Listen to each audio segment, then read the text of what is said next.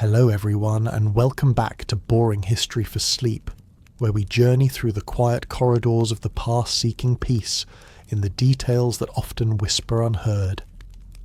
Tonight let's step into a world of clanking steel, pervasive oil, and the muffled shouts of men deep within one of history's most formidable machines, the Tiger tank. Imagine, if you will, the Eastern Front of World War II, a theatre of immense scale, characterised by brutal conditions and a relentless, all-consuming conflict. Within this stark reality, the German military machine relied heavily on powerful armoured divisions, spearheaded by formidable, yet incredibly demanding vehicles like the Tiger I tank. For the men inside these 60-ton steel leviathans, life was not merely a matter of grand strategy or sweeping campaigns. It was a visceral, day-to-day struggle against the elements, against mechanical failures, against an relentless enemy, and perhaps most profoundly, against the intense psychological pressures of confinement, creating a unique and often terrifying reality for its inhabitants. If you genuinely find peace and insight in what we do here, a quiet moment to subscribe and a thoughtful like are always appreciated, and it's always a gentle connection to know who's joining us in this historical drift. Feel free to share your thoughts in the comments below.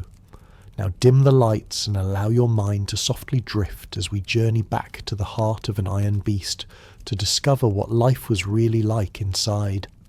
With a deep cough, the engine of the 60-ton steel beast rumbled to life like an old drunk, clearing his throat, sending vibrations through the soles of your feet, up your knees and into your lungs.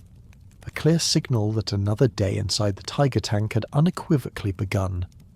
For a crewman on the Eastern Front, every waking moment was a raw sensory immersion into a world of extreme discomfort, unyielding physical labour, and the ever-present shadow of deprivation demanding constant adaptation from its human occupants.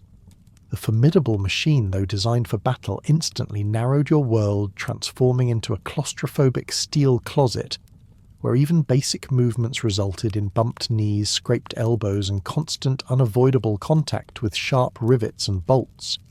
It was quite literally like living inside a toolbox during an earthquake, a constant jarring reminder of your metallic confinement.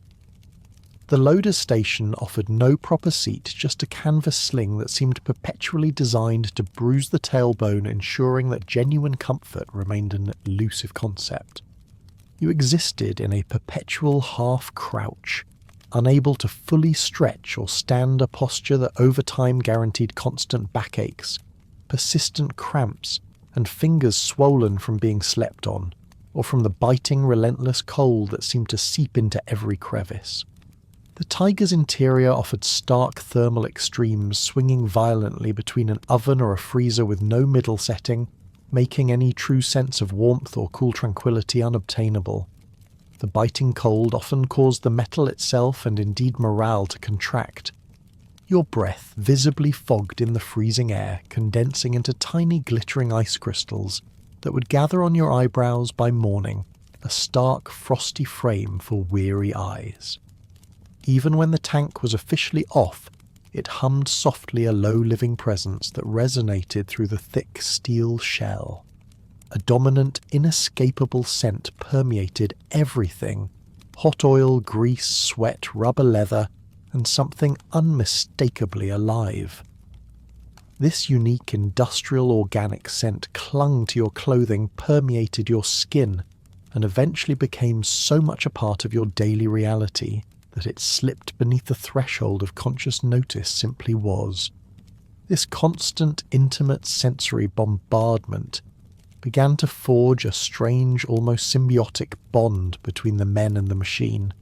You began to learn its various groans, its subtle purrs, and its distinct squeaks, understanding when she's content or grumpy, perceiving it less as a mere vehicle and more as a living entity that ultimately held them through fury and fear.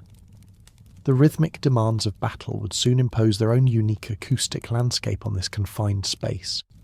That distinctive acoustic landscape, extending beyond the engine's deep thrum, offered a relentless symphony of other equally constant reminders of their precarious existence within the Tiger. The sounds of metal creaking, a constant chorus of stress and strain, formed a low grinding undertone to every movement, a metallic groan that spoke of incredible weight and immense power. Then there was the rhythmic clunk of track teeth on ice, or the dull thud of them sinking into thick mud, a sound that became so familiar it might as well have been the rhythmic beating of your own heart. Occasionally the high-pitched squeal of a faulty fan would cut through the air, an unsettling shriek that pierced the already pervasive background noise, a tiny mechanical protest that nonetheless grated on nerves. These were the daily oral textures of their mechanical cage, the auditory fabric of the contained violence, a soundtrack that slowly, inexorably became the background hum of their very lives. Over time, the tiger truly transcended being merely a formidable machine. It transformed into something far more complex and intimate. It was at various desperate moments a steel tomb, a grim reality acknowledged in hushed tones, yet simultaneously a cave, offering a strange primal shelter from the howling eastern front winds. It was also paradoxically a captor, its thick steel walls and mechanical demands holding them in a constant, inescapable embrace. You as a crewman developed an intimate, almost paternal bond with this behemoth, learning its various groans, its subtle purrs and its distinct squeaks. You came to understand perhaps more deeply than words could convey when she's content or when she's grumpy, perceiving it as a living, breathing entity that ultimately held you through fury and fear, through the most terrifying onslaughts and the most chilling nights. When night finally arrived, heralded by encroaching shadows that swallowed the vast, indifferent landscape, sleep was not a luxury, but a nightly battle against physical limitations and the relentless cold.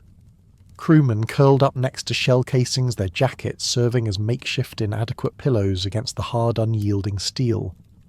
There was no comfortable position, no true respite. You woke up half awake and fully cramped. Your body a symphony of aches and stiffness, every muscle protesting the contortions of a night spent in a space not designed for rest. The chill and insidious presence sneaked in through every rivet and seam pooling by your boots, a constant reminder of the world's indifference. There was a cold that bit that gnawed, that seeped into your bones, ensuring that true warmth was a forgotten sensation. This continuous struggle for even a few hours of uncomfortable sleep was yet another facet of existence inside the tiger, a reality that sharpened the edges of hunger and made the thought of the next meal, however unappetizing, an ever-present, almost desperate preoccupation. That gnawing, almost desperate preoccupation with the next meal was a grim daily reality, for sustenance inside the tiger was defined not by culinary delight, but by sheer monotony and crushing scarcity. Meals were a stark testament to what little was available, often consisting of lukewarm water that tasted disturbingly, faintly of soup and rust, a grim cocktail that offered more existential dread than nourishment. Then there was the infamous black bread, so dry and dense you half joked it could likely serve a dual purpose as emergency construction material, offering a fibrous, unyielding challenge to teeth and stomach alike. Or perhaps if you were lucky, you'd be served nutrient mix bee stew, a concoction that by all accounts smelled like gravy and despair. It was food designed purely for survival, an uninspired fuel for the body, offering no comfort, no pleasure, and certainly no distraction from the biting cold or the pervasive damp. You ate because you had to, not because you wanted to, a fundamental shift in one of life's most basic joys. As the brutal conflict dragged on, and supply lines already tenuous deteriorated further across the vast frozen plains, the quality and a variety of rations only worsened. Tins of food became a rare memory, replaced by fewer tins, more powder, a shift that stripped away any remaining semblance of a solid meal. Coffee that tasted like melted pennies became the morning ritual, a metallic, bitter start to days that promised little but hardship. And then there was soup that comes in bricks, a concept that on paper sounded efficient but in reality delivered a bland, uninspiring liquid that did little to warm the core or satisfy the gut. This worsening scarcity forced the crew into acts of desperate ingenuity. You might remember Fritz, ever the pragmatist, attempting to fry sausages on the engine manifold. The collective verdict: it worked, and smelled like revenge. A small private victory against the tyranny of hunger, a fleeting moment of flavour in a world devoid of it. In this landscape of deprivation, rare small luxuries took on an almost mythic quality. A rusted tin of pickled beets, discovered forgotten in a supply crate or a left-behind chocolate bar. Its wrapper perhaps a little dusty were not merely treats. They were relics treated with a reverence usually reserved for sacred artefacts. You'd stare at them like it's a gold bar, contemplating the sheer indulgence, the brief intense burst of flavour or sweetness they promised. These tiny indulgences highlighted the extreme deprivation, underscoring the profound symbolic importance of any break from the grim monotony. There was no formal food management beyond the initial distribution. Instead, the crew relied on individual resourcefulness, a silent agreement to share what little they had, and an informal network of minor contraband. Fritz, with his peculiar genius for provisions, was notorious for hoarding sausages in odd places, a secret stash for a rainy day or more likely a freezing night. And then there was the shared consumption of a dusty bottle of schnapps often passed around silently after a particularly harrowing day. It burned going down, a harsh fire in the throat, but warmed your chest like a lit match, offering a fleeting liquid solace against the relentless chill and the gnawing emptiness.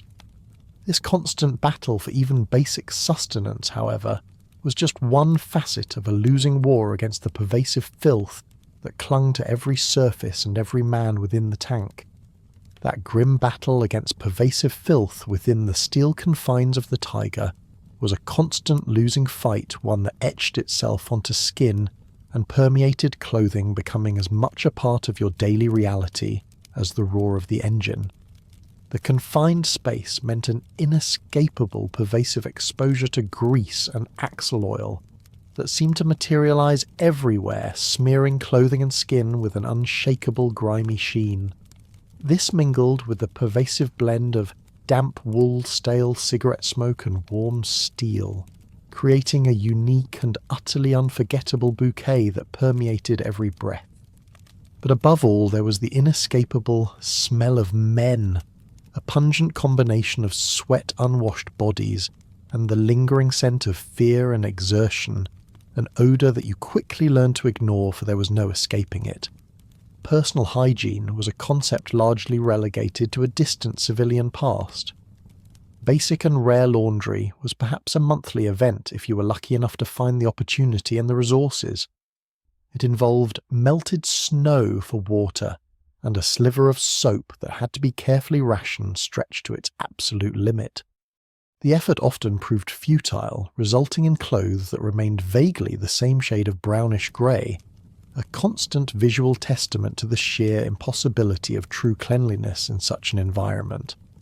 The insidious cold, an enemy as relentless as any soldier, had its own brutal impact on physical integrity.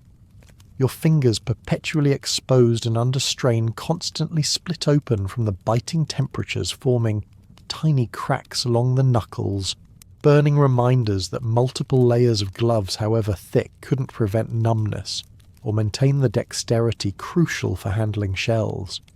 Loading rounds felt less like a practiced motion and more like arm wrestling with frozen sausages, each movement a painful struggle against stiff, unresponsive digits. The tank's interior was perpetually damp, a relentless adversary in itself. Condensation, a product of the confined breathing of 5 men in a steel box, would freeze to the walls overnight, forming delicate icy patterns that shimmered in the weak light of dawn. Ammunition crucial for survival often felt like stone to the touch, its cold, hard surface a constant source of discomfort. Managing this pervasive moisture was a constant battle, requiring you to wipe down the breech of the gun 3 times a day, not just as a matter of routine, but as a desperate effort to keep the vital mechanisms free from the insidious effects of dampness and the rust it invited. This wasn't just about cleanliness. It was about preventing mechanical failure, about keeping the weapon that stood between you and oblivion in perfect working order. This unending struggle with damp grime and cold was merely the prelude to the daily physical grind, the relentless labour that formed the very backbone of life inside the taiga. That unyielding physical grind, a constant demand on every muscle and sinew, was perhaps nowhere more acutely felt than in the loader station. Your primary duty as the protagonist was to feed the Esidistis mm gun with shells the size of your torso, while the tank itself rocked, screamed and shuddered like it's fighting demons. This wasn't just about lifting, it was about manhandling dozens of 20-kilogram shells daily, often in awkward, cramped positions, with your body absorbing every jolt and recoil of the beast around you. It was, as you grimly noted, a rather extreme and mandatory fitness program with decidedly fatal consequences, a stark and brutal form of physical conditioning where the stakes were impossibly high. Every lift, every slide, every push was a testament to sheer brute force and unwavering determination. Beyond the immediate bone-wearing task of loading days were a blur of relentless training and maintenance. Drills formed the rhythm of existence, starting and stopping the temperamental engines traversing the massive turret, loading and unloading shells against the clock, meticulously cleaning barrels and optics, all performed under the constant sharp shouts of your superiors. This rigorous, repetitive routine fostered an intimate tactile familiarity with the tank, its every curve, every lever, every vital component.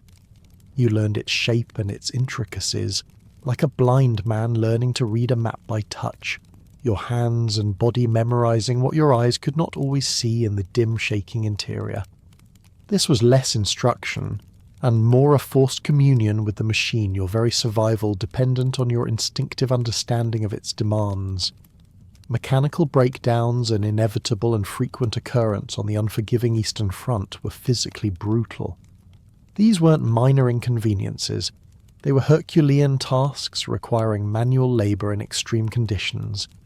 You'd find yourself wrestling sticky hatches caked with mud and frozen solid, or attempting to lift a two-man jack that weighed more than a teenager, your muscles screaming in protest.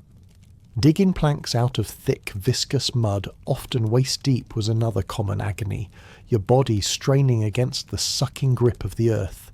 And then there was the ceaseless battle with frozen bolts, your gloved fingers numb and clumsy as you became as perpetually vexed as a badger dislodged from its winter burrow.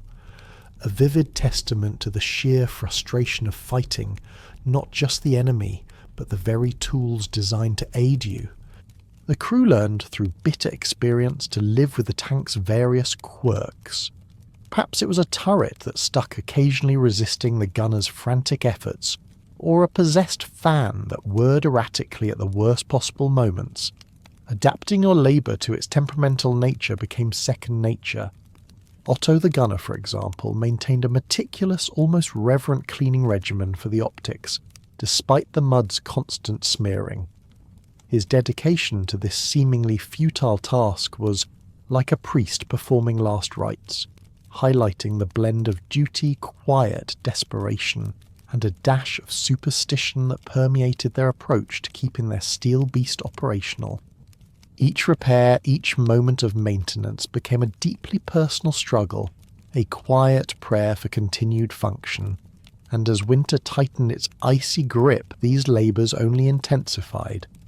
As winter clamped down an unyielding frigid hand across the vast plains, it introduced new arduous tasks that added layers of misery to the already brutal daily grind.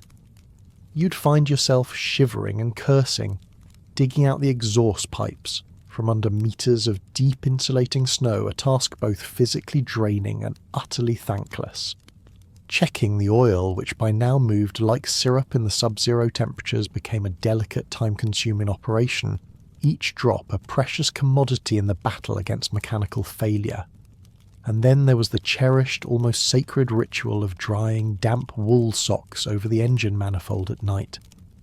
The faint warmth emanating from the sleeping giant offered a tiny fleeting comfort, a moment of respite that felt like a luxury in a world stripped of all but the bare necessities. This simple act, repeated nightly, became a small anchor in the maelstrom of discomfort, a quiet defiance against the pervasive chill. In battle, the individual identities of the crew melted away, forging them into a single organism. Their movements honed by relentless drills, and the brutal lessons of survival became instinctive. See, aim, load, fire, repeat. It was a deadly ballet, a macabre dance of precision and brute force. Your arms as the loader ached with a deep bone-weary fatigue that no amount of rest could truly alleviate. Your gloves, despite their thick material, tore with alarming frequency, the coarse fabric succumbing to the friction of steel and shell casings. Your breath, a visible cloud in the cold interior, fogged the cramped space, yet the rhythm of your movements, the do, replacing the think, created a brutal yet calculated flow of physical exertion and coordinated action. It was a terrifying yet strangely compelling rhythm, where milliseconds meant the difference between life and oblivion. Every morning without fail, the Tiger demanded meticulous maintenance. Tracks had to be inspected for damage or ice buildup. The battery checked for lingering charge fuel, topped off with agonizing precision. The gun oiled and cleaned and shells rotated to ensure they were always ready. This wasn't merely a matter of following orders. It was an ingrained imperative driven by the grim, unshakable knowledge that a tank that sleeps too long becomes a tomb. This tireless care was a form of self-preservation, a silent prayer whispered through the metallic tang of oil and the heavy scent of gunpowder. You knew deep in your bones that when the call comes, you want her ready. There was no room for complacency, no space for error. The cost of neglect was simply too high. Amidst this relentless physical and mechanical struggle, brief fleeting glimpses of a lost past would sometimes surface like fragments of dreams in the harsh glare of day. These were the only reminders of a world that once existed far removed from the steel box and the endless grind. Those brief, almost surreal glimpses of home, like flickers of a distant lantern in the oppressive darkness, were the only fragmented memories that tethered the crew to their past civilian lives. These lives now seemed impossibly distant, utterly disconnected from their present reality within the Tiger's steel shell. They surfaced in hushed, almost hesitant conversations. Emil might murmur about his sister's marriage, a concept so foreign and delicate in their brutal world. You yourself might recall the familiar aroma of your bakery in Würzburg, a scent now more memory than reality, a ghost of a gentler time. Letters, those precious tangible links to another existence, would arrive. Weeks late, if they arrived at all, often smelling like petrol and sorrow. Their contents offering a stark, often heartbreaking contrast to their current existence. Each faded photograph, each smudged word underscored the profound chasm between what was and what now simply was. Formal education, too, seemed a luxury of the past. Beyond the initial military training, which focused relentlessly on killing and surviving, the men's real education was informal, grim, and intensely practical. They learned immediate visceral survival skills from each other, passed on through whispered advice and shared experiences where, for instance, was the best place to hide a chocolate bar from pilfering hands. How did one prime a smoke grenade when your fingers were numb with cold? Or Fritz's particularly grim humour regarding lice offering the only truly effective, albeit disgusting, strategy: be grosser than the bugs. Scare them off. These were the lessons that truly mattered. Now the curriculum of the Eastern Front taught not in classrooms, but in the unforgiving laboratory of combat and deprivation. Perhaps the most poignant transformation was the complete shift in life's purpose. Lieutenant Weber, in a rare moment of vulnerability, reflected on his past desire to build things as an architecture student. His youthful ambition had been to create, to construct, to leave a lasting mark of beauty and design. Now his grim reality was his present role as commander of a machine built to tear it all down. This stark juxtaposition underscored the profound and often heartbreaking shift in purpose imposed by the war, a collective sacrifice of personal dreams for a brutal, destructive reality. It was a loss not just of life, but of potential of a future unlived. The war had not merely interrupted their lives, it had fundamentally redefined them, stripping away individual aspirations in favour of a singular, all-consuming objective. Amidst this relentless physical and psychological grinding down the confined existence within the taiga, began to forge something else entirely an intense, almost familial social fabric. This internal world, defined by unspoken rules and shared coping mechanisms, became their only true refuge. That intense, almost familial social fabric, forged in the crucible of steel and constant peril, was the very bedrock of sanity within the taiga. The tank's interior, often described with a wry, bleak humour, as a 5-man marriage in a 6-square-metre apartment, imposed an inescapable and utterly intense proximity. Personal space, a cherished concept in civilian life, became a forgotten luxury, a distant memory that dissolved in the pervasive closeness. This profound lack of individual territory, however, profoundly shaped communication patterns, fostering a unique blend of unspoken understanding and terse necessary command. You learned to read the subtle shifts in posture, the minute changes in breath, the flicker in an eye that spoke volumes more than words ever could. Indeed, the crew developed a deep, almost instinctual understanding of each other's nonverbal cues. Otto the gunner communicated through his steady, searching eyes, which conveyed concentration, caution, or a quiet urgency without a single uttered sound. Lieutenant Weber's orders were always quiet, clipped, and final, delivered with an authority that brooked no argument, a style that reinforced a culture of immediate, unquestioning obedience. There was a collective unspoken understanding among you. It's better than asking for clarification, for hesitation could be fatal. This reliance on non-verbal cues, on intuition, and on a shared silent language transformed communication from a series of spoken commands into a tightly choreographed dance of glances, gestures, and absorbed rhythms. In a world where grim realities were inescapable, dark, understated humour became a vital, if brittle, coping mechanism. It was a shield, a way to deflect the unbearable weight of their existence, to find a sliver of absurdity in the face of annihilation. The Unterfischer might offer a sarcastic quip like, "She only bites the lazy ones," when referring to a jammed mechanism, a dry observation that masked deeper anxieties. Fritz Ever the Wit described their camouflage efforts as an exercise in aesthetics best described as attempting to camouflage a very large disgruntled boulder. And then there was his final defiant declaration delivered with a grim smirk. No ammo, no fuel, no food, but we're undefeated. This wasn't about victory. It was about survival of spirit, about finding a perverse pride in their sheer, stubborn endurance. This shared gallows humour, a distinct internal dialect, forged a unique connection. Beyond the words, a deeper, more primal bond was forged through the common endurance of the tank's pervasive sensory environment. The unshakable scents, the hot oil, the cloying grease, the ever-present diesel thrum that vibrated deep in your sinuses became the collective perfume of their shared misery.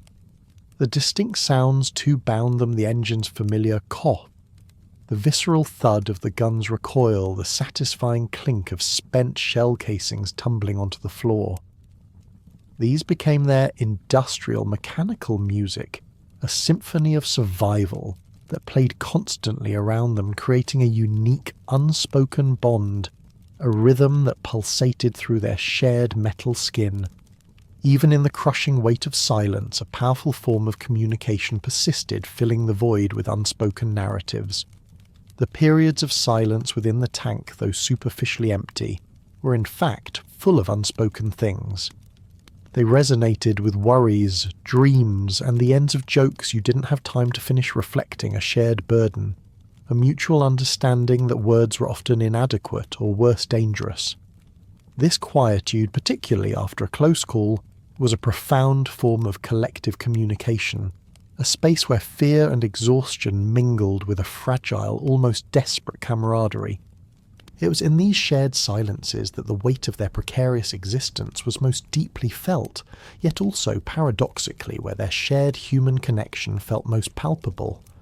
Despite the constant tension and the ever-present threat of violence, there were brief, unexpected moments of human connection that blossomed like tiny, resilient wildflowers in the desolation.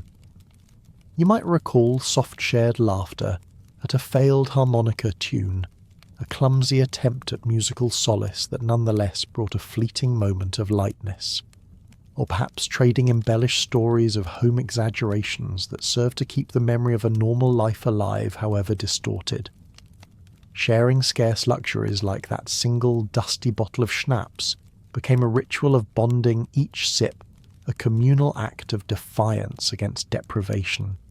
Sometimes in the deepest dark of night, a quiet hum of Lily Marlene would pass softly between you, a melody that transcended the brutality of their surroundings, reminding them of their shared humanity, of the simple pleasures and poignant yearning for connection that war could never truly erase. Information, especially critical information, often circulated through informal channels that ran parallel to official military communications.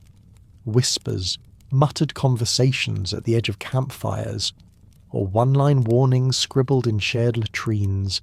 These were the grim, unofficial social networks through which vital intelligence rumours and desperate hopes flowed. It was a testament to the chaotic, often fragmented nature of the Eastern Front, where formal orders were often too slow, too vague, or simply non-existent. The crew relied on these informal connections, on intuition and rumour, to piece together the larger picture, to anticipate dangers, and to make sense of the bewildering, constantly shifting front lines. This informal exchange was a form of collective intelligence born of necessity and trust, a vital supplement to the rigid, often unhelpful hierarchy.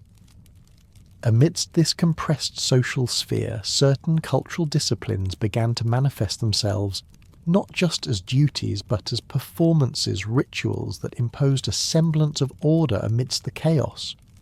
These were the actions that gave meaning, or at least a sense of control in a world that offered very little of either. The powerful drive for order amidst the chaos, a deep-seated human need for ritual in the face of relentless disorder, was perhaps most vividly embodied by Otto the Gunner. His meticulous and precise handling of the 88th Delnium K-36 gun was akin to a profound performance, a spiritual routine, observed with quiet reverence. For Otto, the gun must be right, the optics must be clear, the aim must be exact. This wasn't merely about technical proficiency. It was a deeply personal discipline, a belief in the inherent rightness of perfect execution. After a perfect shot, a bullseye that eradicated an enemy threat, his quiet Danke to the breach wasn't just a sign of satisfaction. It elevated the act beyond mere mechanics into a form of reverence, a silent acknowledgement of the gun's raw power, and perhaps a quiet prayer of gratitude for its efficiency. As the loader, your repeated actions of reaching, lifting, sliding, bracing and firing became less a series of distinct movements and more a continuous dance. It was a fluid, rhythmic progression that through sheer repetition transformed into second nature, a complex sequence that you could perform even in the dark, even under the most extreme duress. It became a ritual, providing a strange sense of order and control in an otherwise utterly chaotic environment. You learned the distinct personality of each shell, the subtle variations in their weight or balance, peculiar intimacy forged through constant visceral contact. This was your contribution to the deadly ballet, your part in the grim symphony, a physical embodiment of discipline and controlled power. Maintenance, too, transcended mere chore. The constant cleaning of the gun, the polishing of optics, the meticulous inspection of every vital component. These were not just tasks assigned by command. They were for the crew a sacred ritual.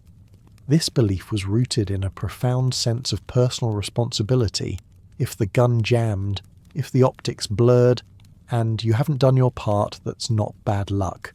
That's betrayal. It was a betrayal not just of orders, but of your comrades, of the very slim chance of survival. This understanding underscored a deep, almost existential sense of duty that resonated through every scrub, every wipe, every tightening of a bolt. Your life and the lives of those around you depended on your unwavering commitment to this sacred trust. Beyond the communal rituals, the individual quirks and routines of the crew also functioned as personal forms of discipline, quiet acts of defiance against the overwhelming chaos and filth. Emil, for instance, maintained a meticulous cleaning regimen for his meagre clothing, a small island of order in a sea of pervasive grime. Otto the gunner would silently polish his optics even when a blizzard raged outside a singular focus that anchored him in the present. These were not just habits. They were personal anchors, small intentional acts of control in a world that offered none ways to maintain sanity and a fragile sense of self amidst the dehumanizing realities of tank warfare. And in such an unpredictable world where logic often faltered, control often took refuge in unseen forces in the comforting logic of superstition. That comforting, albeit often illogical logic of superstition flourished in a world where true control was a distant fantasy. Emil's rabbit's foot, for instance, a small worn talisman tied meticulously to his MG34, was rubbed with almost religious fervour before every engagement. It exemplified the pervasive use of superstition, a potent psychological comfort in the face of overwhelming odds. In a chaotic universe where reason often offered no answers, these small acts gave soldiers something to cling to, a fragile belief that they could, through personal ritual, influence an uncontrollable fate. It wasn't about logic, it was about hope, about finding a flicker of agency in the face of absolute powerlessness. The 80mm gun, their formidable primary weapon, was regarded with an almost religious reverence, transcending its mechanical nature to become something more profound. It was as you and your comrades understood your priest, your executioner, your best chance, and your last one. This was no mere tool. It was the arbiter of fate, the conduit through which life was taken and life was preserved. The concept of its continued holiness underscored its vital importance to survival, reflecting the crew's profound respect for its power and their complete dependence on its unwavering performance. Every shell fed into its breech was a desperate prayer. Every shot fired a plea for deliverance.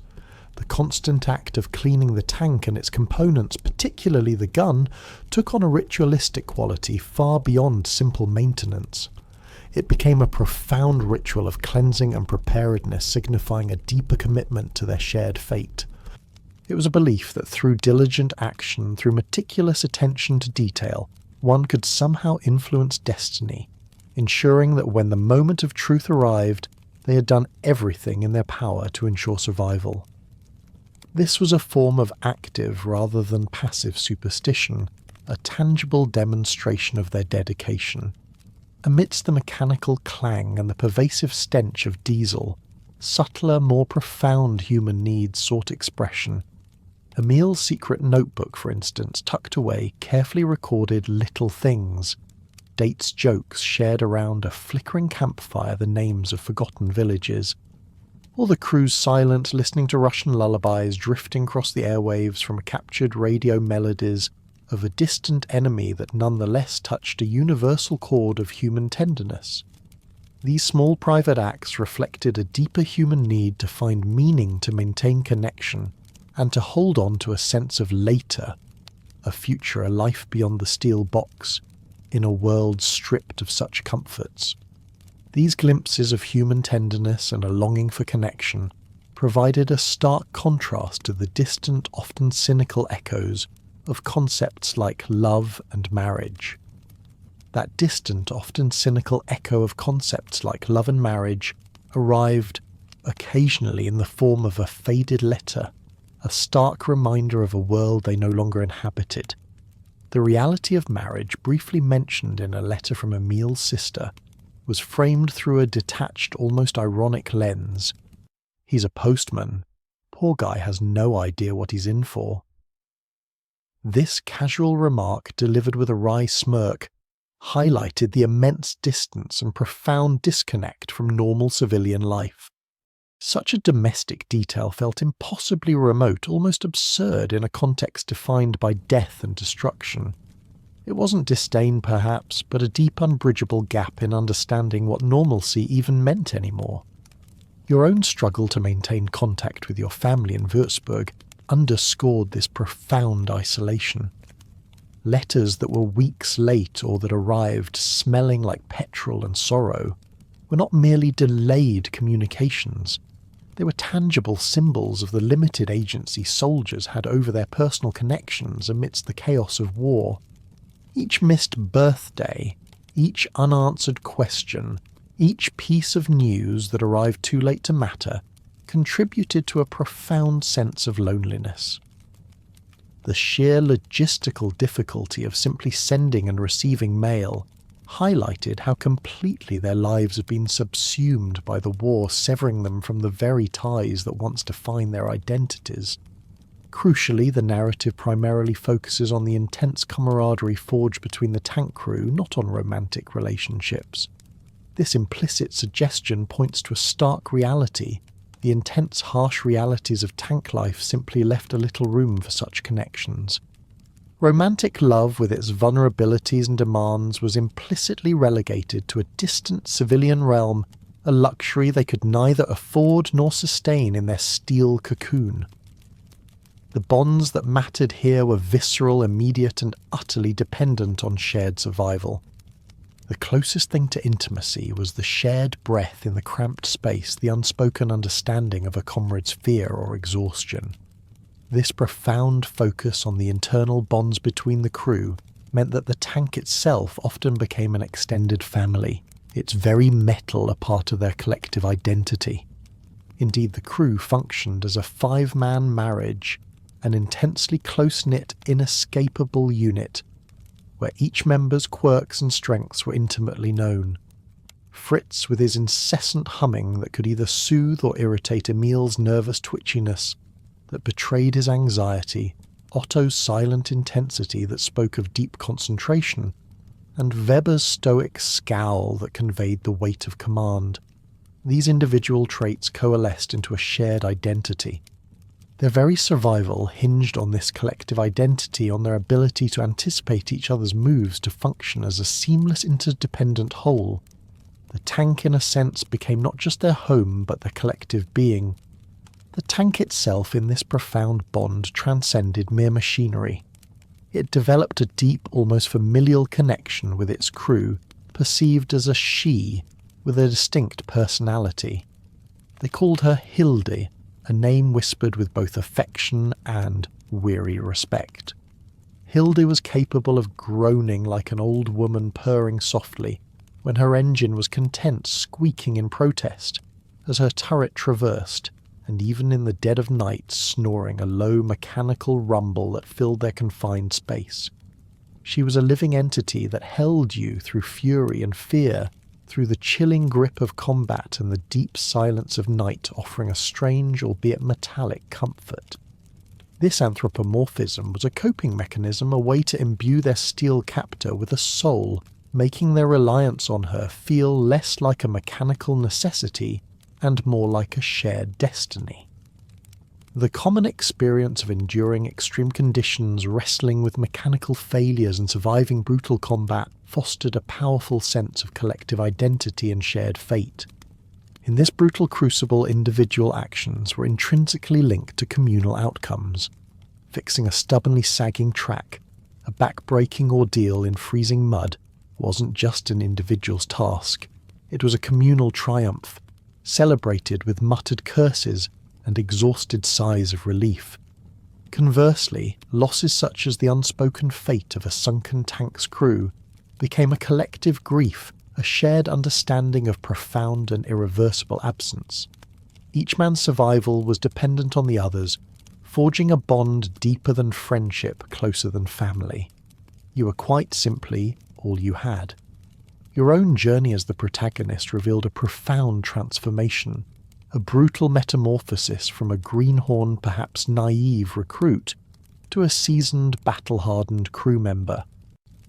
You found a perverse comfort in predictable misery, a strange solace in knowing precisely how bad things could get, and in the familiar rhythms of suffering. You came to understand deep in your bones that the tank was tougher than you deserve, a resilient beast that demanded and absorbed untold punishment. Ultimately, through sheer endurance, through the grinding repetition of hardship and survival, you found a strange kind of peace. It wasn't the peace of tranquility, but the peace of resignation, of acceptance, of knowing you could withstand what came because you already had. As the tide of war inevitably turned, the act of abandoning the tiger became a deeply personal, almost ritualistic act. It wasn't simply ditching a broken machine. It was acknowledging her service and sacrifice. The crew's grim consensus that she would stand as a monument reflected not just a pride in a formidable machine, but a profound recognition of their shared transformative experience within her steel skin. And as they adapted to this shifting reality, a new form of understanding began to emerge, a pragmatic and often ironic worldview that offered a crucial emotional resilience against the tide of propaganda. That crucial emotional resilience, born from a pragmatic and often ironic worldview, served as a vital shield against the relentless tide of propaganda that flooded their world. You, and particularly the protagonist, learned to discern reality from the carefully crafted fictions. The glaring disparity between official reports often declaring that the Eastern Front holds steady and the grim truths witnessed firsthand, a shrinking map, the relentless red steamroller advancing their own dwindling resources, became undeniable. This disconnect fostered a skeptical, often cynical perspective, a quiet defiance against the lies. You learned to read between the lines, to trust your gut instincts and the weary faces of your comrades more than the bombastic pronouncements from distant headquarters. It was a form of self-preservation, a way to maintain a fragile grip on sanity in a world where truth was as scarce as fuel. Beyond the shared internal world of the tank, however, the crew's daily existence was fundamentally shaped by forces far larger than themselves. The rigid hierarchy of military command, the brutal realities of Eastern Front combat, and their own desperate, often individual responses to overwhelming external forces dictated every breath, every action, every terrifying moment. There was no escaping the invisible hand of command that extended from Berlin all the way into their cramped steel box. The inescapable chain of command dictated every action, every movement, every decision. From the abstract, distant command that issued directives that felt like dictates from another planet to the immediate superior, the stern Feldwebel, delivering reassignment papers with an air of grim finality, down to Lieutenant Weber, whose quiet, clipped and final orders demanded instant, unquestioning obedience. The hierarchy was omnipresent. You didn't ask why, you simply acted. There was no room for discussion, no space for individual initiative, only the rigid adherence to a structure designed to move men and machines as a single unthinking mass. This top-down imposition of will was the very first and last reality you encountered each day. Lieutenant Weber, though only slightly older than his crew, embodied the brutalizing reality of war. His face, etched with lines of stress and exhaustion, had aged prematurely, setting into a permanent scowl that spoke volumes more than words. His command style was effective but devoid of warmth, pragmatic to the point of being chilling. Orders like "you'll hate it less than dying later," or "clean it like you want to live," weren't just instructions. They were grim prophecies born of hard-won experience, and an understanding of the stark, unforgiving battlefield. He was a product of the front hardened by its demands, and his very presence reinforced the unyielding nature of their existence, where every moment was a test and every mistake had immediate brutal consequences. And those consequences were often meted out not by courts, but by the battlefield itself, the ultimate brutal arbiter. Indeed, the battlefield itself served as the ultimate justice system, an unforgiving tribunal where consequences were immediate and absolute. When the 80-diameter cannon speaks, you understood with a chilling certainty that something just lost an argument with physics. There were no appeals, no second chances, only the brutal immediate consequences of engagement with survival, being the sole stark measure of success. Every single shot fired was a life-or-death decision, a precise calculation born of intense training and desperate need. The stakes were always total, always existential, transforming combat into a terrifying dance with annihilation, where the only rule was to survive whatever the cost. Within this brutal arena, discipline and conformity were constantly reinforced not just by Weber's grim commands, but by the very atmosphere they breathed. The constant drills and inspections, where even the lack of a smile could draw a sharp reprimand, underscored the military's demand for unwavering adherence to rules and expectations. This was a system designed to strip away individuality, to forge compliant units even in the most dire and chaotic circumstances. You were expected to be a cog in the machine, to blend seamlessly into the collective, your personal feelings and discomfort irrelevant in the face of operational necessity. This relentless pressure to conform created an environment where even minor deviations were viewed with suspicion, a constant reminder that individual autonomy was a luxury long forgotten. Strategic realities on the Eastern Front, often incomprehensible to those on the ground, consistently overrode any consideration for individual safety. Command decisions, such as the chilling order to hold for 6 hours with no fallback or reinforcements promised, reflected the brutal, often sacrificial logic of grand strategy. Individual unit survival was secondary to broader operational objectives, leading to a profound, stomach-churning sense of expendability. You were a pawn on a vast bloody chessboard, your life a negligible cost in the pursuit of larger, often unattainable goals. This awareness, grim and pervasive, settled deep within your bones, a constant companion in the cramped confines of the taiga. As the war turned, however, the very nature of command began to shift, a subtle but deeply significant change that reflected the deteriorating fortunes of the conflict. Confident offensive directives gradually gave way to desperate defensive stands and frantic withdrawals. Orders became vague, convoys were often lost, and the map they consulted seemed to shrink with each passing day. This erosion of central authority created a pervasive sense of isolation and diminished external control. It forced greater self-reliance, transforming the crew from mere cogs in a well-oiled machine into desperate survivors increasingly left to their own devices in a brutal, unforgiving landscape. This profound shift in the very fabric of command would soon be mirrored by a growing unspoken understanding of collective responsibility that shaped their daily interactions. That growing unspoken understanding of collective responsibility was not merely an ideal, it was a brutal practical necessity for survival. The crew operated as a single interdependent unit, where each member's role was critically vital to the collective's continued existence. A jam in the gun, a faulty radio, or a miscalculation by the driver could, and often did, have immediate fatal consequences for everyone. This stark reality reinforced an implicit system of shared responsibility and mutual accountability. You fixed a sagging track together not just because you were ordered to, but because your life depended on the swift, efficient repair by your comrades. Every shared glance, every coordinated movement, every quiet word exchanged spoke volumes about this deeply ingrained interdependence, a bond forged in the fires of necessity. Mechanical failures like that dreaded sagging track were never mere inconveniences. They were immediate tactical liabilities leading to humiliating exposure on an open field, or a vulnerable road making the Tiger an easy target for enemy fire.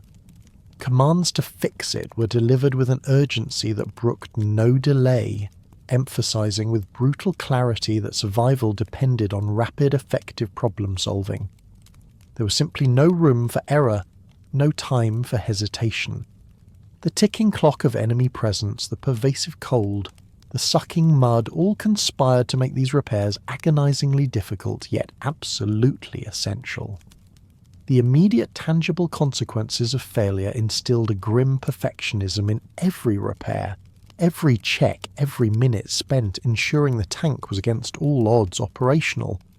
Beyond the immediate battlefield, subtle unspoken rules of engagement sometimes emerged, hinting at a nuanced if dark form of military discretion. Passing an abandoned village, seeing the silhouette of a child's toy against a ruined wall, or hearing a distant ghostly echo of a forgotten life. These moments underscored a chilling moral grey area. A command to not hear for ghosts wasn't just about moving on. It prevented a potentially tragic civilian confrontation, a deliberate choice to avoid adding more innocent blood to the already saturated ground. It demonstrated a cold, calculated pragmatism, a recognition that not every target was a military one, even in the heart of total war. These were the moments when the line between soldier and executioner blurred, where humanity, however faint, flickered against the backdrop of destruction. The advent of Red Eagles, Soviet aircraft, especially the formidable flying tanks like the Il-2 Sturmovik, introduced a new unassailable threat from the sky, fundamentally shifting the nature of the battle. What had once been primarily ground-based engagements now became desperate evasive maneuvers, with the crew's eyes constantly scanning the vast indifferent sky. This highlighted the Tiger's inherent vulnerability and the distinct limitations of its defense mechanisms against air power. No matter how thick your armor, no matter how powerful your gun, a dive-bombing attack from above felt like an act of God, an unavoidable terror that added a new dimension to their already precarious existence. This was a battle where power dynamics were shifting, where the sheer weight of numbers was beginning to tell its own terrifying story. That terrifying story of shifting power, where the sheer weight of numbers began to tell, was epitomized by the overwhelming Soviet advance, relentlessly characterized as a steamroller. This wasn't merely a tactic. It was a strategy of relentless, overwhelming numbers designed to wear them down by sending more and more and more.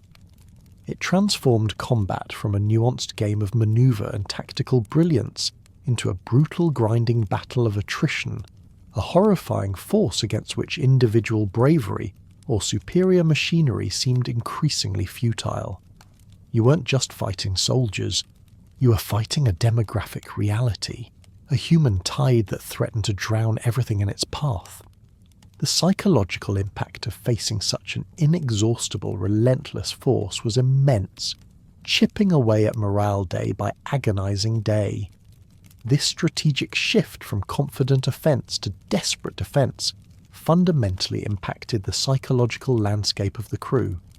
The profound shift from offensive pushing into enemy territory to defensive holding dwindling lines, and ultimately to increasingly frequent withdrawals, signified a critical, disheartening change in the conflict's trajectory. This wasn't just a change in orders. It was a fundamental alteration of their very purpose. Once they were the spearhead, the mighty hammer. Now they were a shield, a retreating bulwark against an unstoppable tide. This transformation profoundly impacted crew morale and their perception of their role. The initial bravado, the sense of invincibility, slowly bled away, replaced by a grim resignation to a fate that seemed increasingly inevitable. And indeed, the shadow of death was a constant, tangible presence, its cold breath, a familiar companion within the Tiger's steel confines. The grim reality that only 1 in 10 Tigers make it home permeated the crew's consciousness, a chilling statistic accepted without correction, without debate. It underscored the pervasive shadow of death, a constant reminder of the precariousness of their existence on the Eastern Front. It wasn't a question of if, but when and how. This unspoken acceptance of overwhelming odds settled deep within the collective psyche, a heavy cloak woven from the threads of despair and grim determination. Death was not an abstract concept. It was a concrete, visceral reality. You recalled the unspoken finality of a sunken tank's crew, their voices remembered in fragmented whispers, but their names already fading from memory. Or the literal observation of a T-34's turret ripped from its chassis and thrown 10 meters clear, a horrifying campfire accident that erased a machine and its occupants in an instant. These weren't just casualties. They were stark, brutal lessons etched into your memory with terrifying clarity, reinforcing the fragility of life and the immense indiscriminate power of the battlefield. In this world, dignity was not found in victory but in duty, and the quiet, often unacknowledged act of sacrifice. In this grim landscape where life was cheap and survival, a lottery dignity was indeed found not in grand pronouncements, but in duty and the quiet, often unacknowledged act of sacrifice. While the ritual of seppuku is not explicitly mentioned in their context, the crew's meticulous maintenance of their tank, their unwavering determination in the face of overwhelming odds, and their ultimate decision to make the Tiger a bunker when out of fuel and ammo rather than surrender, all reflected a profound internal code of honour. This was a commitment to their machine, to each other, and to a sense of purpose that transcended mere military orders. It was a final, desperate act of dignity in the face of overwhelming odds and inevitable defeat, a refusal to simply lie down and die without a final defiant roar. This grim fatalism extended to a resigned acceptance of fate. Overwhelming threats like the distant artillery fire that sounded like a test shot, or the chilling understanding that the planes overhead would aim lower next time, were met not with panic but with a quiet yet determined embrace. It was an acceptance born of exhaustion, an experience, a recognition that some forces were simply beyond their control. This wasn't passive surrender. It was a stoic acknowledgement of their grim, predetermined path, a refusal to be surprised by the inevitable. They had chosen their path, or rather had it chosen for them, and they would see it through to its conclusion. The tank itself, their mechanical home and formidable weapon, was simultaneously a potential tomb. The constant vigilance and meticulous maintenance were underscored by the pervasive understanding that a tank that sleeps too long becomes a tomb. This directly linked negligence to a swift and glorious end, starkly contrasting with the desired end in battle, or an honourable defence. It was a tangible threat, a grim incentive to always be alert, always be working, always be preparing. The tank was a protector, yes, but also a constant reminder of their mortality, a steel coffin waiting for them if they faltered. The 80mm gun, as previously mentioned, was far more than just a tool. It was your priest, your executioner, your best chance and your last one, embodying a desperate hope for survival against overwhelming odds. Its precise, almost ritualistic handling underscored the gravity of each shot as a choice between life and death. Every round fired was an existential gamble, a moment where skill training and a touch of fate intersected. The gun was their only true voice, their only real agency in a world that sought to strip them of both. And even when that voice was silenced, there was one last grim symbol of their enduring defiance. That one last grim symbol of enduring defiance, even when all other means of resistance were exhausted, was the humble shovel. Its recurring mention and the dark humour around its ultimate purpose for something else, or more chillingly to make her a bunker, served as a stark reminder of their agency in controlling their final stand or demise. It reflected a last act of defiance rather than surrender, a final choice, in a world where choices were brutally few. The shovel was not just a tool for digging, it was a testament to their will, a promise that if they could not conquer, they would at least decide how they would fall. This refusal to simply submit to exert control over their very end was a quiet, powerful act of human spirit in the face of overwhelming power. While not a literal peasant, Ikki, the crew's growing weariness and despair represented a profound internal discontent, a form of rebellion against their impossible circumstances. Their exhaustion, their frustration with the pervasive, inescapable mud, and the increasingly grim reality of dwindling supplies and overwhelming enemy numbers all contributed to a deep, simmering frustration.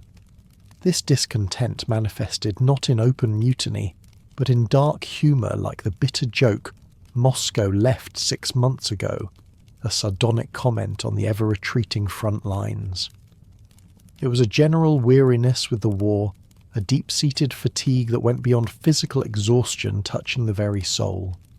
The subtle signs of fracturing morale were everywhere visible to the discerning eye. Emil the nervous one began sleeping with his boots on, a subconscious readiness for immediate flight. Otto, usually so composed, would stare too long into the campfires at night, his eyes distant, reflecting unspoken burdens. The thinness of their jokes, the forced laughter, indicated the intense internal struggles against the relentless pressure. This wasn't just about physical survival. It was a constant fight against psychological defeat, a desperate effort to maintain a fragile grip on their inner selves rather than openly rebel against a system too vast to fight. The impact of logistical failures only deepened this despair and discontent. Shredded logistics lines, lost convoys, and dwindling fuel and ammunition directly fueled their sense of abandonment. Basic survival transformed from a given into a daily strategic challenge. Confidence in command structures already weakened eroded further when those structures could no longer provide basic necessities. This fostered an overwhelming sense of isolation, a feeling that they had been forgotten, cast adrift in a sea of mud and ice. This growing sense of being discarded like Ronin warriors shaped their ultimate fate. That profound sense of being discarded, much like Ronin warriors cut off from their masters, became a palpable heavy truth as the Eastern Front consumed them. The crew's increasing isolation being the last tank in the valley, with the rest of the unit having pulled back, leaving them exposed and alone, mirrored the concept of Ronin warriors left to their own devices, severed from larger support structures, and facing an inevitable solitary end. There was no cavalry coming, no last-minute reprieve, only the deepening silence and the approaching rumble of the enemy. This profound abandonment forged a grim self-reliance, forcing them to confront their fate without external aid. Their desperate struggle for sustenance and survival became a defining aspect of this Ronin existence. The extreme measures for fuel conservation rerouted intake lines to sip from the reserve tanks, driving slow and gliding on neutral whenever possible were not just tactical decisions, they were existential ones. Every litre of diesel was liquid gold, a precious finite resource. The dwindling ammunition reducing their formidable firepower to a precise 4 shells for a decisive engagement, forced extreme conservation, and highlighted the immense pressure on the crew to make every single shot count, turning combat into a desperate gamble. These were the plights of warriors fending for themselves, stripped of the vast resources of an army. The Tiger's forced redefinition of purpose mirrored their own. Once the spear of the German advance, it became a shield, its retreat, and eventual decision to make her a bunker, symbolising a brutal shift from offensive power to defensive endurance. This highlighted a profound loss of agency within the larger strategic context. They were no longer attacking, they were merely holding on, then holding out. This transformation of their formidable machine from a tool of conquest to a static point of resistance embodied their diminishing role, their slow, inexorable descent from conquerors to desperate survivors. The tank's gradual deterioration, her groaning chassis, the turret hesitating with a mechanical sigh, the rattling skirts that threaten to fall away, and her eventual final stillness when "she doesn't start this morning" personified the dying ideal of German military might. She was not just a machine, she was a symbol, and her decline reflected their own. This left the crew as masterless figures, disillusioned and without direct combat purpose, yet still bound by a shared fate and an unspoken code. They were a testament to a broken ideal forced to find new meaning in simple endurance. This final profound response to the war's ultimate control was an acceptance of their new grim reality. That ultimate control of war shaping their grim new reality was profoundly accepted in the final act of leaving the Tiger facing east as a monument. This was more than just abandoning a broken vehicle. It was an acceptance of their changed status, a quiet defiance and a poignant acknowledgement of the tanks and their own enduring legacy even in defeat. The decision was made to transform their discarded status into a form of enduring honour, a silent testament to their unwavering spirit. The act of walking away, choosing to simply exist, rather than fight a lost battle, represented a final profound act of agency, a determination to control their own ending however small. They had survived the machine and now they would survive its end, stepping back into a broader historical landscape.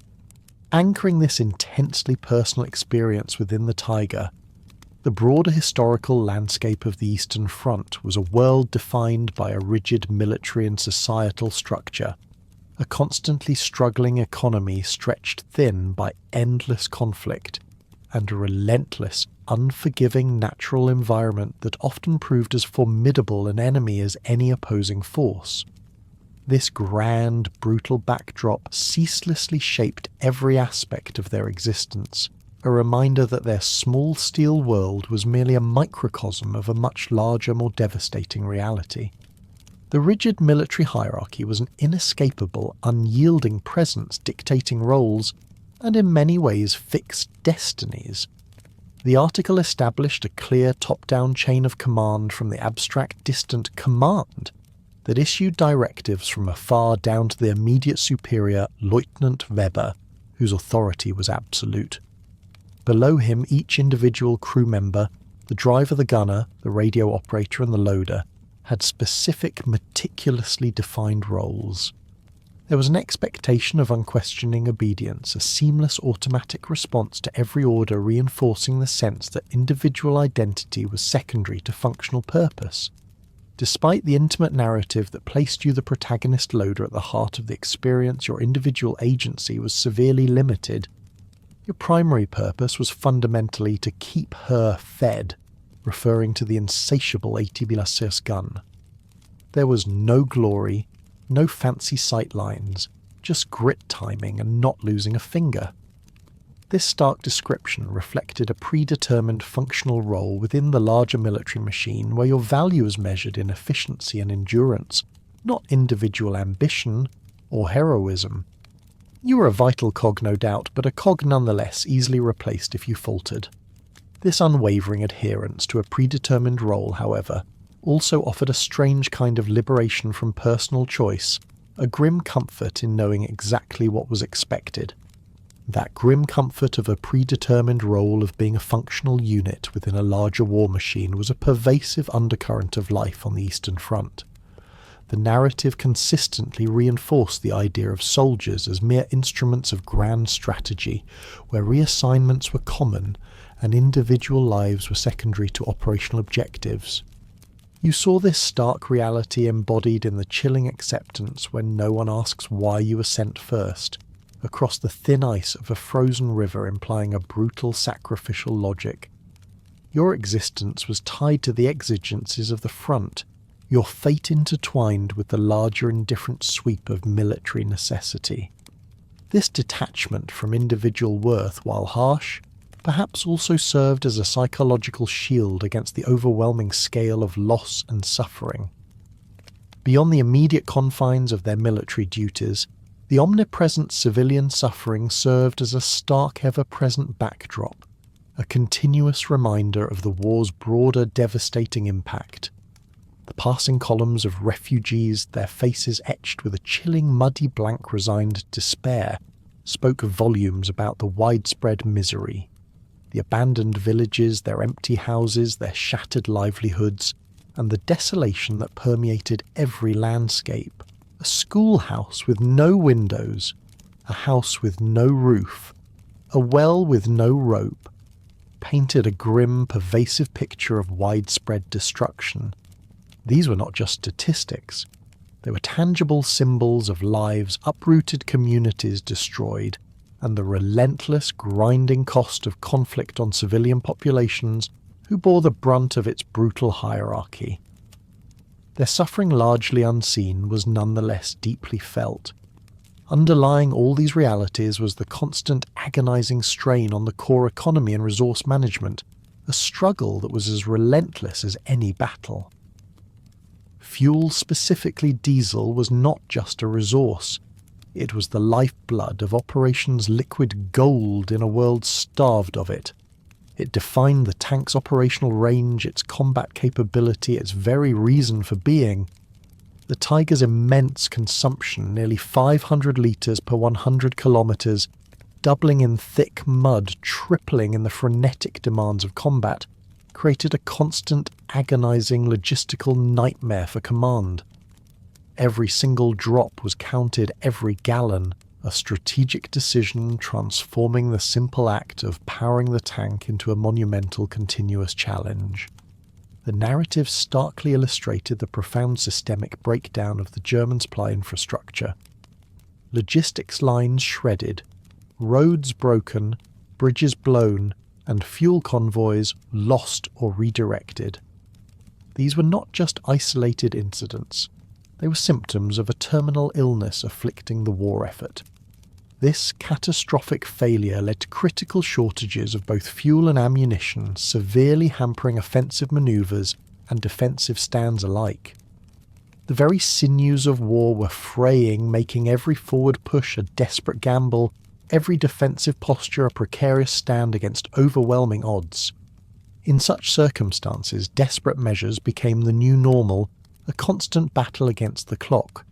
In such dire circumstances where every resource was a luxury, and every day a battle for existence, desperate resource management became a daily agonizing ritual. The crew resorted to extreme measures to conserve dwindling supplies, transforming every litre of fuel into a strategic decision and a clock ticking down to immobility and potential abandonment.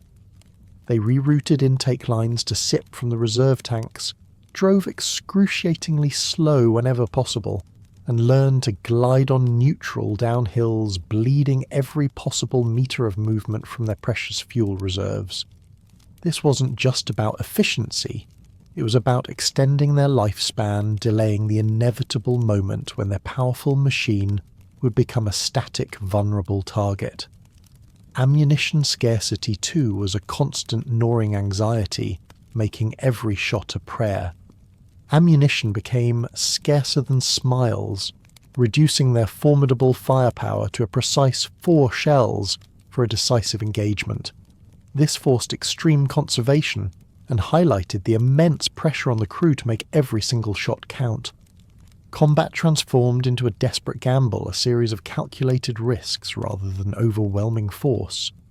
You learn to distinguish between targets, to wait for the perfect moment to conserve every precious round, as if your life depended on it, which of course it did.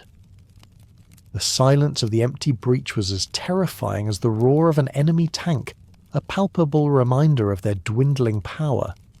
Reliant on ad hoc logistics, their lives became a precarious dance with risk. Supply trucks, often limping and damaged, arrived sporadically if at all. Refueling was a tense, precarious operation performed under constant threat of attack, every moment of vulnerability. Fuel theft. A desperate act born of necessity was deemed sabotage, underscoring the cutthroat environment and the critical importance of every litre of fuel for maintaining operational capacity. This desperate improvisational system of supply or lack thereof meant that the very ability to function was a daily miracle, a fragile balancing act against utter collapse. Yet even beyond the economic and logistical nightmare of the war, nature itself presented a relentless, unforgiving fury, a universal threat that often proved as formidable an enemy as any opposing force. The Eastern Front was not just a battlefield, it was a brutal, indifferent wilderness that tested every limit of human endurance. That brutal, indifferent wilderness of the Eastern Front presented a relentless, unforgiving fury that often overshadowed even the human conflict. The winters in particular were defined by an extreme, unrelenting cold that seeped into every fibre of your being. You'd find ice crusting over the periscope slits, turning your vital eyes to the outside into frosted lenses. The snow that bites when it touches your skin as if it has teeth was a chillingly accurate description of the pervasive aggressive cold. Crystals on your eyebrows, a constant sparkling testament to the freezing air, and fingers split open from the relentless chill were daily reminders of the environment's hostility. It transformed the landscape into a ghostly, muffled world where even the air you breathed was a constant physical threat, a painful reminder of your vulnerability. Then came the tyranny of mud season, the spring thaw that brought with it mud that creeps back in with a vengeance. Roads became viscous, sucking soup, and fields transformed into treacherous traps that seemed to want to eat your tank whole. Mobility, already a challenge for the 60-ton behemoth, became an agonizing, laborious battle against the terrain itself. Every kilometre was a Herculean effort, every forward movement a testament to brute force and the straining limits of the tank's engine.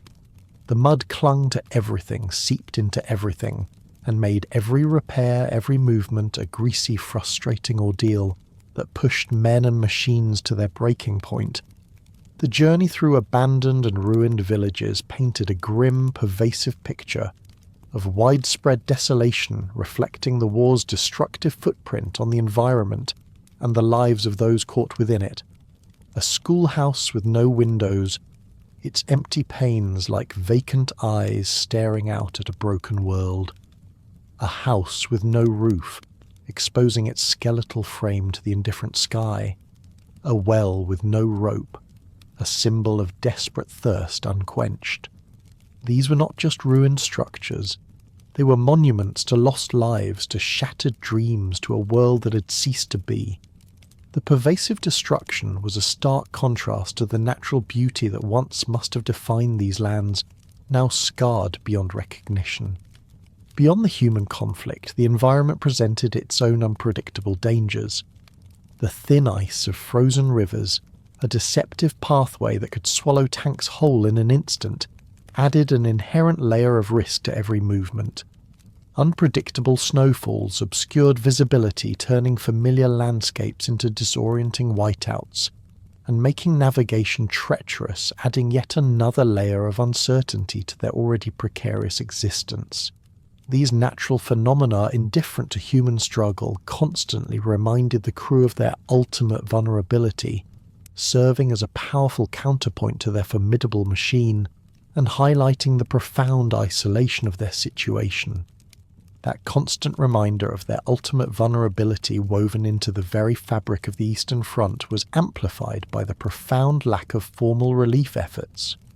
The narrative consistently highlighted the complete absence of comfort and the constant arduous struggle for basic needs, warmth, proper food hygiene, without any mention of organised large-scale support or relief efforts reaching the front lines. This reinforced the profound isolation and the grim self-reliance of frontline units like theirs. There were no aid stations, no hot meals delivered regularly, no consistent supply of fresh clothing or medical care. You were on your own, dependent on your wits, your comrades, and the sheer brutal resilience of your own body and spirit. This profound isolation, this constant battle against the elements and scarcity, meant that survival was not just a military objective, but a deeply personal daily struggle. Every small victory, a successful repair, a scavenged meal, a night of unbroken sleep, was a testament to their individual and collective will to endure. The contrast between the immense scale of the war and the minuscule, intimate world within the tank became ever more pronounced. Their universe shrank to the dimensions of the steel box, and their concerns narrowed to the immediate tangible realities of food, fuel, and fire. The Eastern Front, in its vastness and brutality, served as a grim canvas against which their daily lives were painted. It stripped away all pretense, all comfort, all civilian veneer, leaving only the raw, unvarnished truth of existence. The sun rose and set indifferent to their suffering. The snow fell unmoved by their chills. The mud clung unyielding to their desperation. It was a landscape that demanded everything and offered nothing in return, forging men into something harder, colder, and utterly transformed. The Tiger tank, for all its formidable power, was ultimately just a temporary shelter, a movable fortress against an overwhelming tide. It was a testament to human ingenuity and destructive capacity, but also paradoxically a symbol of human fragility. Inside its steel shell, amidst the deafening roar of its engine and the chilling echo of distant explosions, men lived, fought, and died. They were ordinary men in extraordinary circumstances, forced to find humanity and sometimes even a strange kind of peace in the heart of unrelenting chaos. As our journey inside the Tiger draws to a close and the sounds of its engine softly fade, you might find your own world feeling a little different, a little quieter, inviting a broader contemplation. That broader contemplation, now far removed from the deafening roar of the Tiger, allows for a deeper understanding of the relentless forces that shaped not just the life of 5 men in a steel box, but an entire continent. The Eastern Front was not merely a battleground. It was a vast, unforgiving expanse, unparalleled in its scale, and the sheer brutality it inflicted. It dwarfed other theatres of war stretching for thousands of kilometres, swallowing armies whole into its frozen plains and churning mud. This immense scale inherently amplified every challenge. Logistics became nightmares, communications tenuous whispers, and the fight against the environment an enemy as formidable as any opposing army. The psychological toll of this endless, sprawling conflict reached far beyond the immediate crews, permeating the consciousness of every soldier, every citizen, every family caught in its inexorable grip. The German war machine, for all its initial terrifying efficiency, was ultimately built upon a foundation of finite resources and a rigid, almost suicidal adherence to its strategic goals.